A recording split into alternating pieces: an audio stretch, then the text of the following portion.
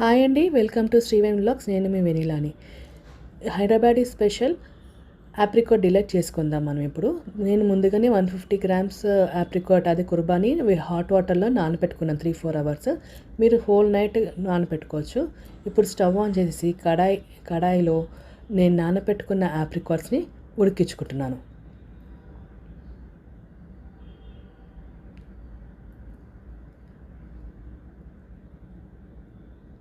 ఇప్పుడు ఉడికించే దాంట్లో 3-4 table spoons వరకు షుగర్ వేసుకోండి. షుగర్ మీ ఇష్టం అండి, డిపెండ్స్ అపాన్ యువర్ టేస్ట్ అండి. మీకు ఎక్కువ అంటే ఎక్కువగా వేసుకోవచ్చు.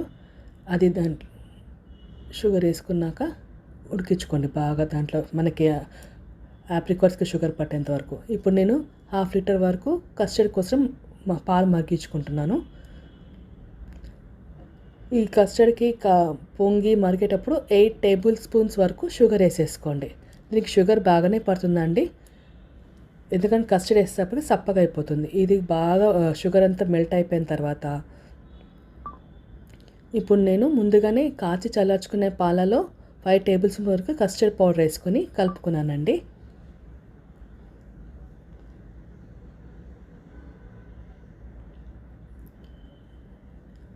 ఇప్పుడు మనం కలుపుకునే కస్టర్డ్ పాలల్లో కలిపేసుకుందాము.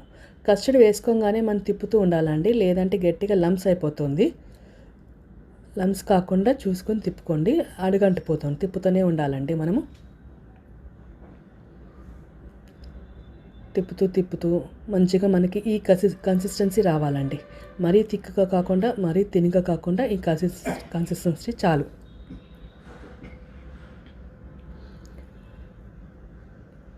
ఇప్పుడు మనము చల్లార్చుకుని పక్కన పెట్టుకుందామండి.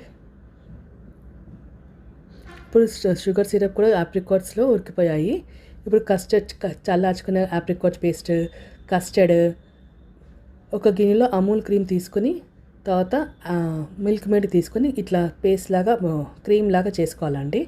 ఒక గిన్నెలో మనం ఫస్ట్ లేయర్ వచ్చి ఆప్రికాట్ డిలైట్ వేసేసి తర్వాత క్రీమ్ వేసేసి కస్టర్డ్ కూడా ఒక గంట వేసేసుకొని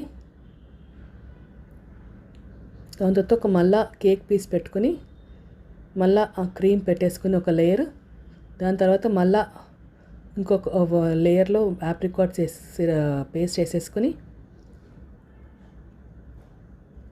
దాని తర్వాత మనం కస్టర్డ్ కూడా వేసేసుకొని మంచిగా క్రీమ్ అని వేసుకొని బాదం కూడా వేసేసుకోవాలి. నా డిష్ కనుక మీకు నచ్చినట్టయితే లైక్